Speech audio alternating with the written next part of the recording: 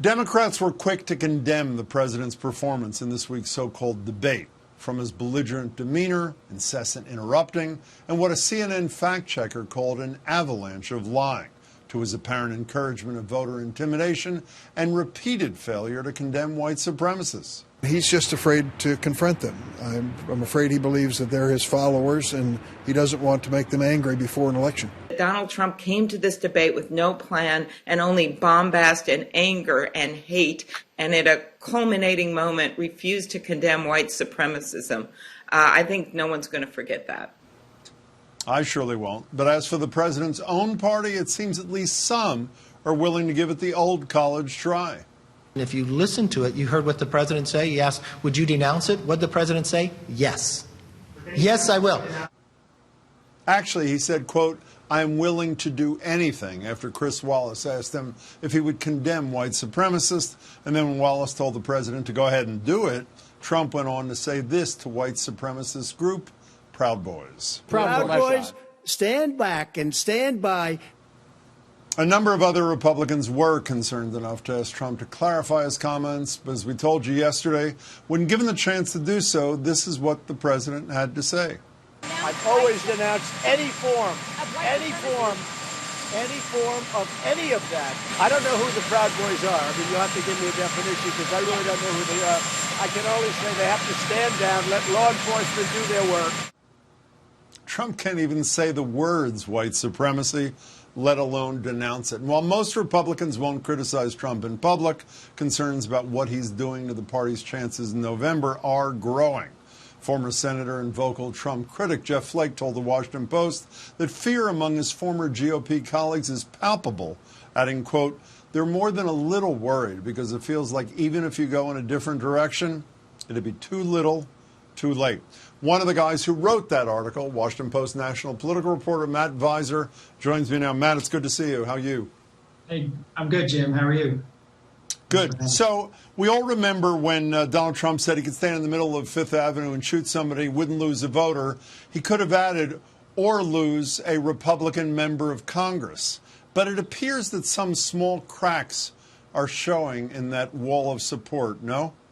I mean, there's two things happening simultaneously. There's not much public criticism, I think, among Republicans. Senator Mike Rounds from South Dakota told us yesterday that he was watching the Yankees game during the debate. So they're sort of dodging the question about whether they agree with the president and the leader of their party. But underlying that is, as Jeff Flake was saying, there's palpable worry. I mean, they're worried about the political implications and what's going to happen in November, but they're also not doing a whole lot about sort of speaking out against Trump. Well, one guy you do quote, though, who said something, I don't even know what to make of it, was the only black Republican member of the Senate, Tim Scott from South Carolina. Here's what Scott had to say. Do you find that concerning, the president's refusal last night during the debate to condemn white supremacist groups? I think he misspoke in response to Chris Wallace's comment. He was asking Chris what he wanted to say. I think he misspoke. I think he should correct it. If he doesn't correct it, I guess he didn't misspeak. You know, this debate is so taken over everything. When you see Amy Coney Barrett, you feel like saying, who is she? But putting that aside for a second, I don't even know what to make of that Scott comment. Was it strong? Was it weak? What did you take away from it?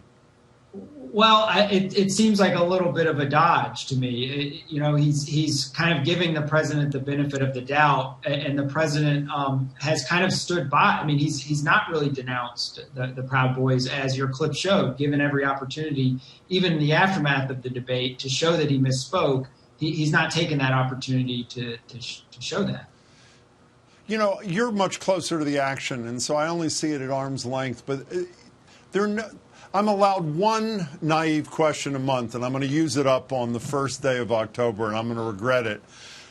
I know there are no John McCains in the Senate anymore on the Republican side, and I guess I understand why, if you're up for re-election in this cycle, and you're a Republican, you're worried about losing Trump voters, his base, if he denounces you on Twitter. But for whatever the math is, the 32, I think, Republican senators who are not running for re-election, what's up? I mean, what is the fear of saying, by the way, I love his policies, I love his economic program. However, what's the problem? What's the holdup?